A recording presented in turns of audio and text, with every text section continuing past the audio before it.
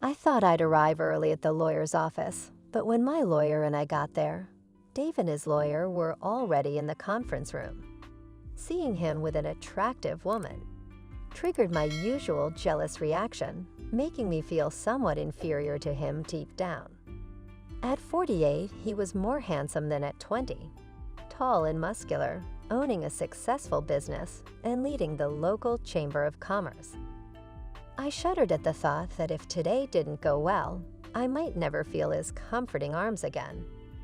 Dave barely acknowledged me as I followed my lawyer into the room. My face turned pale when the red-haired lawyer reached out to reassure him. I interpreted it as her wanting to quickly finish the meeting to pursue him. I knew from experience that she would enjoy it as my husband was skilled and knew how to use his charm. Dave smiled at her, but remained neutral when he looked at me. Frustrated by Dave's determination not to talk to me, I was forced to attend the meeting while my lawyer chatted with the red-haired lawyer. I sat down. Dave took a folder from my large purse, opened it, and laid out the finished 2-page script. Seeing Dave smile faintly, I knew he was aware of my thorough preparation. He set up a laptop, plugged in speakers, and put a single sheet of paper next to it. Then casually, he put his hands on the table and looked at me with a polite but insensitive face. No anger, no hate, no grief.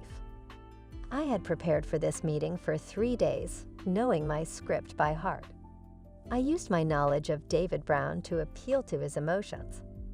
We gathered to discuss Mrs. Julianne Brown agreeing to sign a divorce petition if Dave listened to her for at least 1 hour. If everyone is ready, I suggest the hour begins now, she said, turning the timer knob.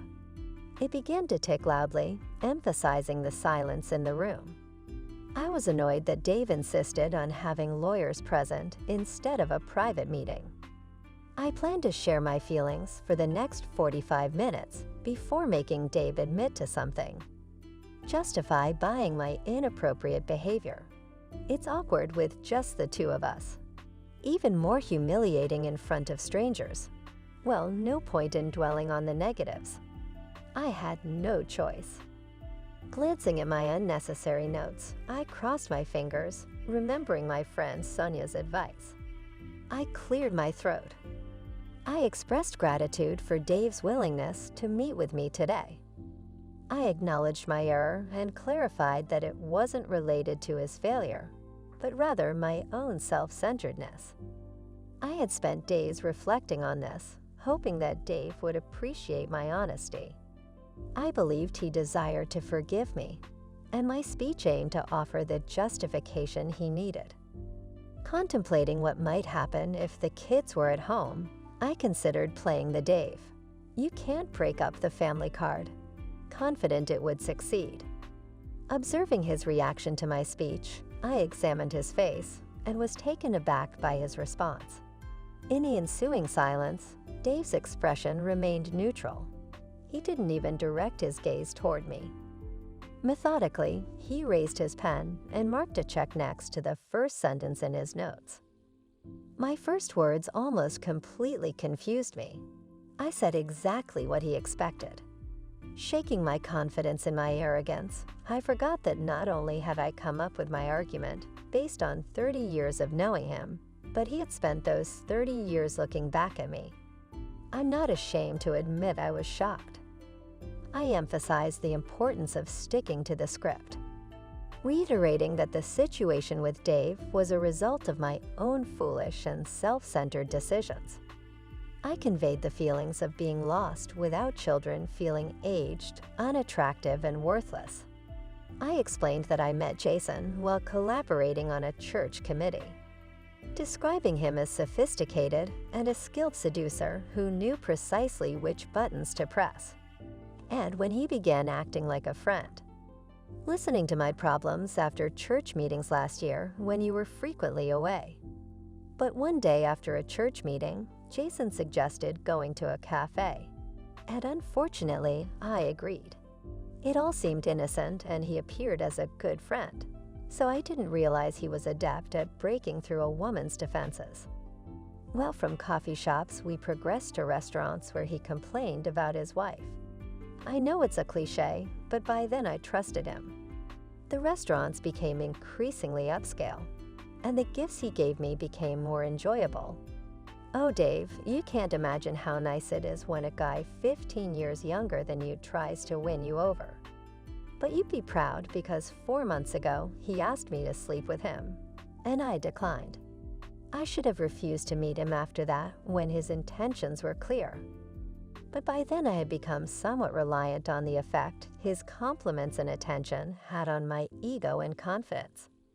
I fell silent and sniffle, wiping my eyes with a finger I had previously rubbed on an onion piece in my pocket. It stung so much that I didn't dare rub my other eye. One Terry, I should have been enough.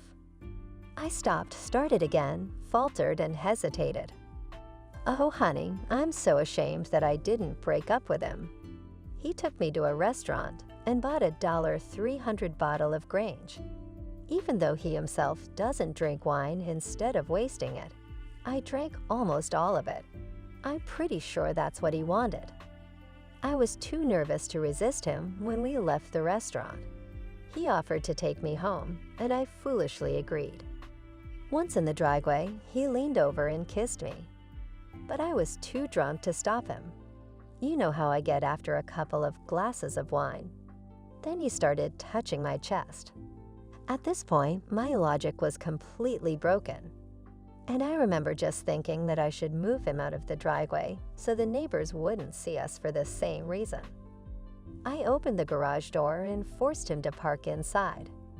I cheated a little by admitting that even in the car, I thought Jason might be staying a while, and I certainly didn't want the neighbors to see a strange car in the driveway the next morning. But it was all a calculated risk on my part. I knew enough about men in general to understand that being betrayed was a major blow to a man's ego, and I wanted Dave to ensure that no one else ever found out about it. Well, except for 2 lawyers.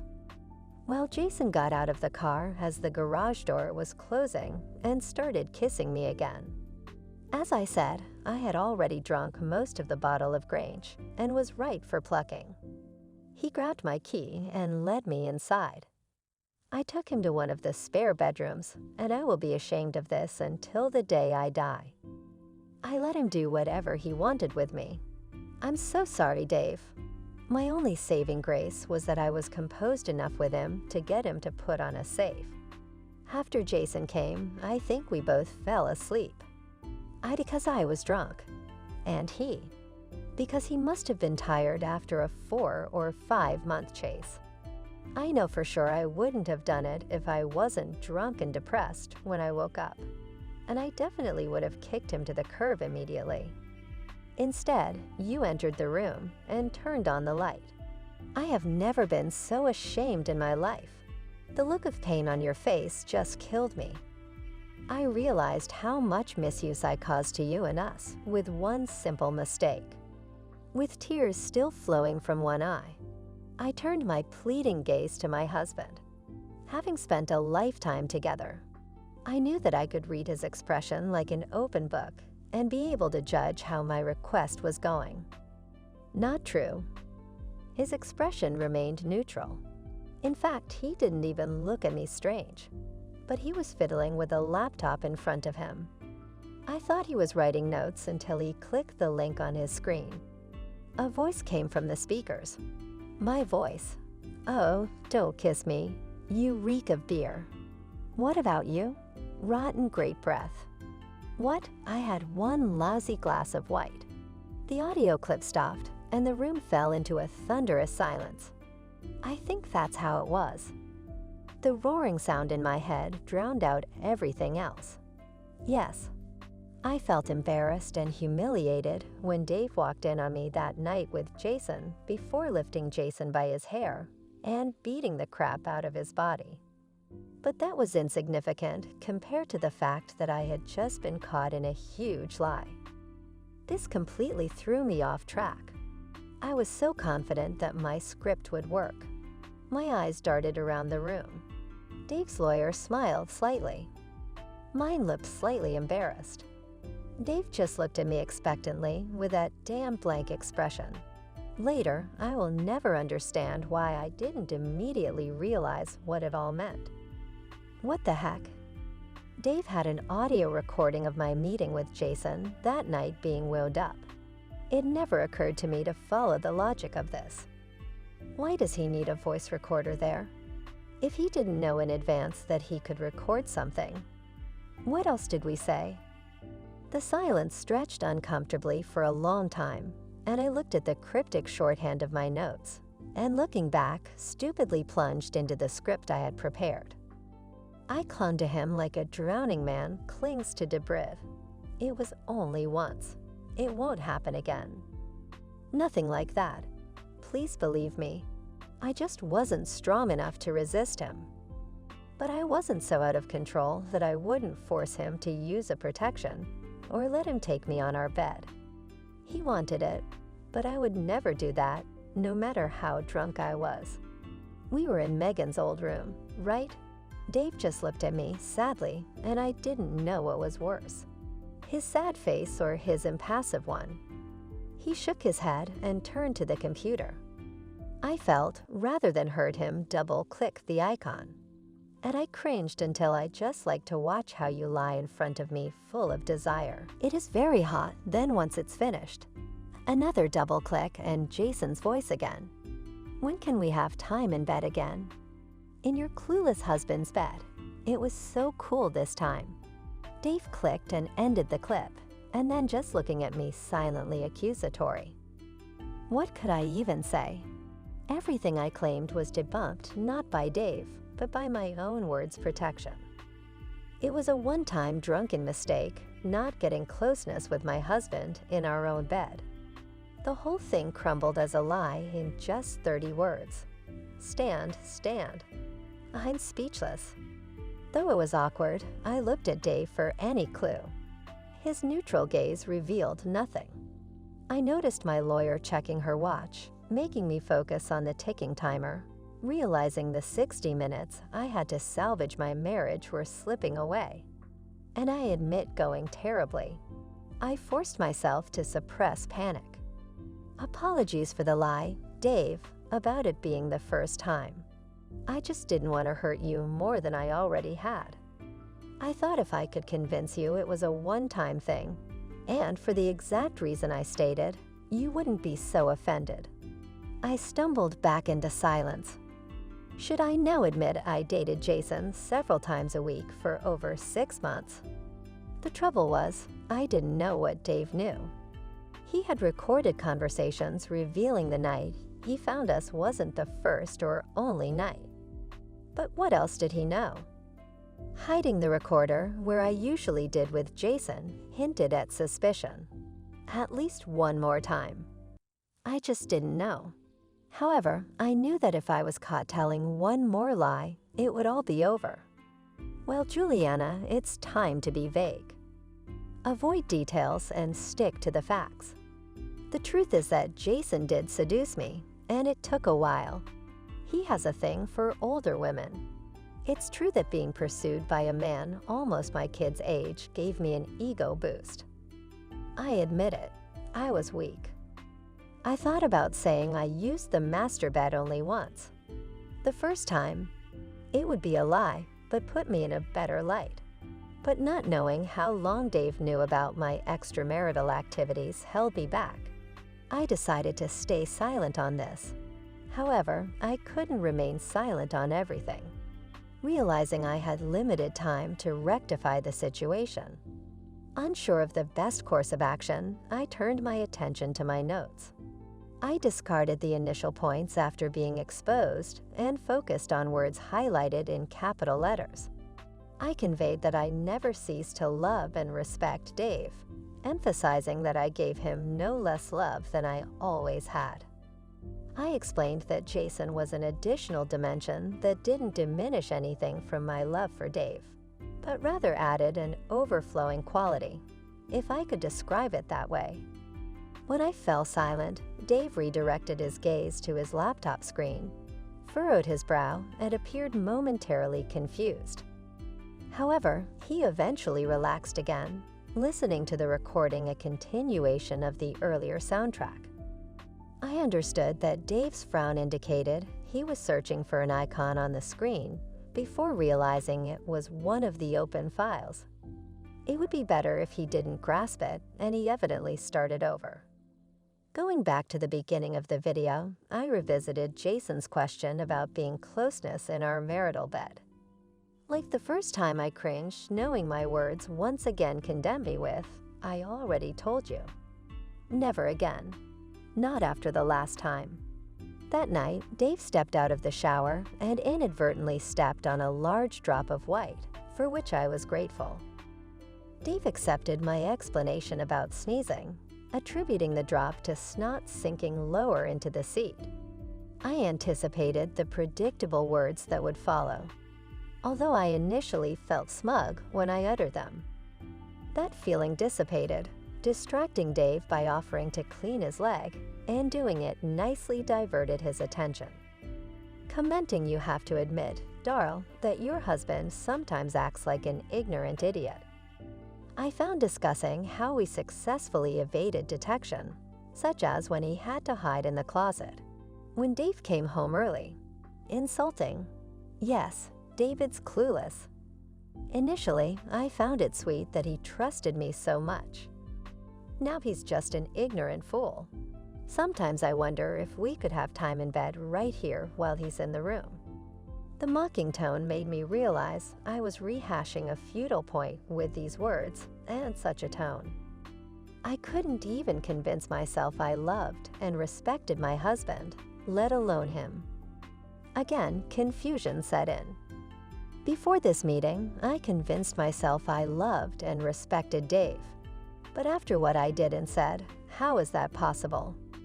Steeped in the ticking, tense silence after the final nail in my coffin, Dave turned to look at me.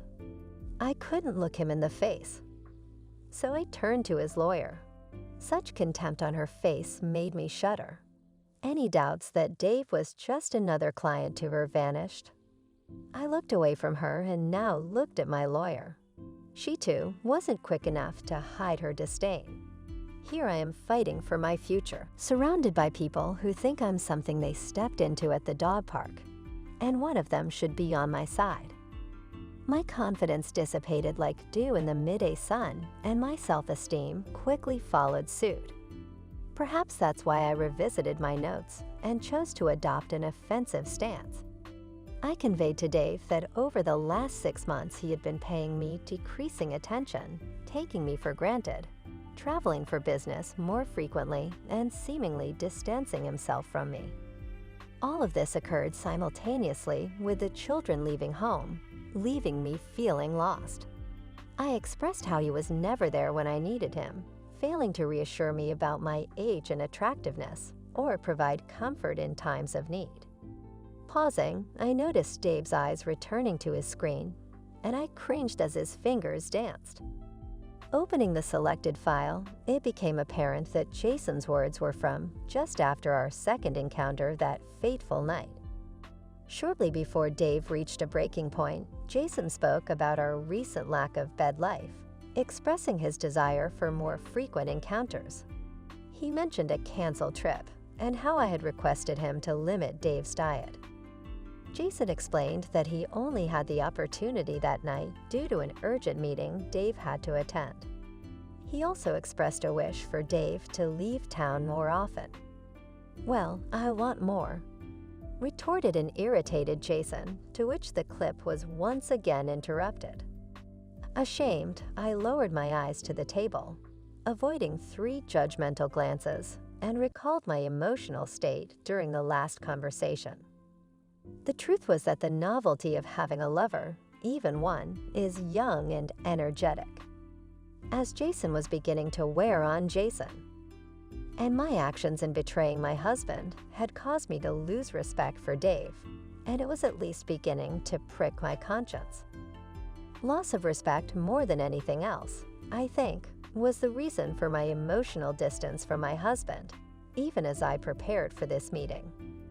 Fully intending to blame him for pulling away from me, I realized that it was a lie to allow myself to continue to betray him. I emotionally divorced Dave. Cutting him off in bed was an easy decision, simply because Dave's lovemaking was so different from Jason's impatience that it was impossible to confuse the two. This reinforced to me that what I was doing was very, very wrong. So I began to reject my husband's advances. Well, he pressed for a while. Then he stopped. I suddenly realized that it should have been screaming for my attention months ago. Dave suddenly gave up his bed life around the same time. He began working longer hours and going away more often. At the time, I thought he was also emotionally distancing himself from me. I closed my eyes, now completely confused about who was distancing himself from who. And then something clicked. Dave must have known for a long time. That's why he knew he had to hide the recorder in Megan's room. Crap. My entire approach to this meeting was to minimize my crime, heal Dave's wounded pride, eat some humble thing, all to get my life back and the future I so desperately wanted. I thought I was calming a recently wounded bull. But if I was right about him, knowing at least 2 weeks before he discovered Nate confronted me, then he was a lot more cunning than I thought. And I was wasting my time calling to his emotions. Stand. In short, I had no idea what to do. I'm much better when I plan than when I'm spontaneous. Hence 2 pages of notes. But I had to do something. Time was running out. The ticking of the clock confirmed this. In desperation, I took my notes and began to look for hope. The pounding in my head made, absorbing the words, a very slow process. Nothing jumped out. Then I realized that the recordings were a red herring because the game had changed so much. If Dave knew I was leaving for a while, what was his state of mind? He, of course, was offended by my betrayal. But most of all, he was worried about my motivation. Wasn't I satisfied with the quantity and quality of his lovemaking? Do I find him boring and want to explore my kinky side? Did I love Jason? Was I really going to run away with him? I could correct these fears and doubts. I risked looking into those expressionless eyes, wondering if I should risk lying again. If only I could remember what else Jason and I talked about that fateful night. If only I could be sure that this was the only night David recorded. Of course, the sequence had to be suspect. Install recorders. Resist. He could not be sure of this for long. He just wasn't a good actor. I desperately wanted to convince him of the truth. I still loved and respected him. My desperate desire that he would not abandon me proved this. It was far beyond my fear of losing my very comfortable lifestyle. But how do I convince him that I respect him? After we've all heard me call him and goofy in front of my lover, what's the point of trying to justify denigrating him to my lover as a soppy to my conscience in creating a common bond between Jason and me? Nothing that I could see the same applied to love for him. If I had caught him deceiving me, the wild horses would not have been able to draw the conclusion out of me that he still loved me. So convincing him that I love and respect him will take time. I won time by convincing him not to insist that I immediately sign the divorce papers. But how long does that Dan timer keep ticking to convince him of this? One thing was for sure. My next few sentences were going to score points. Lots of points. Summoning my courage, I directed my gaze across the table at Dave. I conveyed to him that I understood. He perceived a loss of my love and respect, reassuring him that it was not the case. I affirmed my love for him and our life together, expressing a sincere desire to spend the remainder of my days solely with him. I acknowledged the gravity of my actions, admitting that Jason was a distraction and that I didn't love him. Furthermore, I assured Dave that running away with Jason was never my intention. I admitted the wrongdoing of my actions, particularly in response to Jason's proposal to limit our closeness. Reflecting on the situation, I confess that I didn't know why I went through with it, especially after convincing myself that I was merely providing Jason with an excess that Dave couldn't handle. I highlighted that Jason lacked the stamina and experience that Dave possessed, and my actions were driven solely by lust and selfishness. Although the physical aspect brought a temporary satisfaction, it was devoid of any genuine emotion.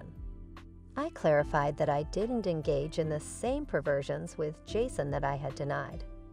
Dave, throughout the years, time seemed to slow down, mirroring the pace of those on the verge of pass away. The disintegration of my marriage unfolded in slow motion, with everyone around me moving at a normal speed to my left. My lawyer expressed her disdain, tossing her pen on the table and turning to me. It was evident that in this moment I couldn't even pay someone to be on my side. Dave's lawyer leaned to the side to gain a better view of the laptop screen, revealing that Dave was not playing sound files as I had assumed, but rather video clips. This realization intensified the gravity of the situation. Dave's wife grabbed his hand in a show of support, and though he wasn't looking at me, his reaction conveyed a profound hurt, as if the man meant to support him had betrayed him. I witnessed a fleeting expression of devastation on his face, and a single tear rolled down from the eye closest to me.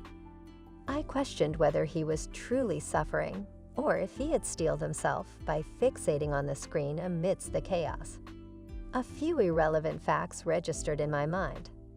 The recording was made at least 3 weeks before the collision, meaning Dave had been witnessing my betrayal for some time, enough to discern a pattern. Silence enveloped us as the speakers played the heat that had once suffused the room, now transforming into a sense of dirtiness, sloppiness, and hastelessness. I focused on the table, and my lawyer laid out the divorce papers before me. Helpless, I couldn't counter the vile behavior that Dave had uncovered. With unparalleled ease, he dismantled all my rationalized actions, minimization, and feeble attempts at reconciliation. It was over. Dave, acting as an orchestra conductor, didn't utter a word today. Instead, he indicated the section of the orchestra he wanted to play. Next, using his skills and talents to execute a silent symphony of separation. No, it wasn't Dave. I ascended the scaffold myself, blindfolded and with a noose in hand, kicking the lever. Dave simply erected the scaffold and departed as soon as he played the last clip. He knew precisely what I was going to say, leaving me with no chance at redemption. And when I came up with my arguments based on my closeness, knowledge of him. After observing him for 3 decades, I had forgotten that he also looked at me for the same amount of time. Looking back at me with her smart, penetrating eyes, the shame and humiliation were unbearable, and finally caused me to run away. Escape was what I needed. Running back to the house that was still my home, at least until Dave got the eviction notice. That was part of the agreement. An escape to children who I hope will never know and will continue to love me unconditionally. The only way to salvation lay through a receipt with the loss of most of my life. I took the pen, signed the 2 agreements, and threw it away in one fluid motion. I was surprised Dave's business wasn't worth more, but that's what my lawyer's assessment found. And of course, Dave had plenty of time to hide most of it by that time. The last recording had thankfully ended, and the ticking silence returned. My lawyer took the signed papers, handing me a copy while placing the rest in her briefcase. She left the room, leaving me seated, frozen, torn between the desire to run and the wish to convey a positive message. I longed for an ember of hope, something to convince myself that there might be a chance to rekindle the flame someday, to let Dave know that I still cared about his well-being. The sharp sound of an alarm clock disrupted my thoughts, prompting me to stand up and deliver my positive phrase. The jackal, holding Dave's hand with both hands, urged him not to seek revenge on Jason. expressing her fear of never forgiving herself if he ended up in prison. Dave's response was another damning video, thankfully not featuring my voice, but that of another woman speaking in an almost shrill tone. She mentioned the consequences Jason would face if her brothers got to him first, identifying herself as Mrs. Jason. Initially, I had thought Jason's silence after the beating reflected fear on his part. But now I pondered that being divorced and penniless might be a fitting end for the scammer. The burden on my conscience grew heavier as I considered that he might die because he had been involved with me. As I prepared to leave, I couldn't bring myself to look Dave in the face. Whether he had his expressionless face, whether he was laughing or crying, it all pained me, a constant reminder of the misuse I had caused this good man. He had lost everything except my house and money, and suffered a tremendous emotional blow all at my hands. I deserved every bit of his anger. Through tears, I managed to squeeze out a feeble goodbye, dear, as I shuffled towards the door. My pathetic attempt to salvage my old life was discarded akin to a plague beetle. Perhaps my daughter Megan would visit me while I drowned myself in oblivion. Or if she wasn't available, then my son Joel. Just as I began to push the door, voices behind me caught my attention. Another damn recording, an excited young male voice accused cheater. A very familiar female voice intervened, asking, "Are you sure, Dad?" "I think I'll drink alone today."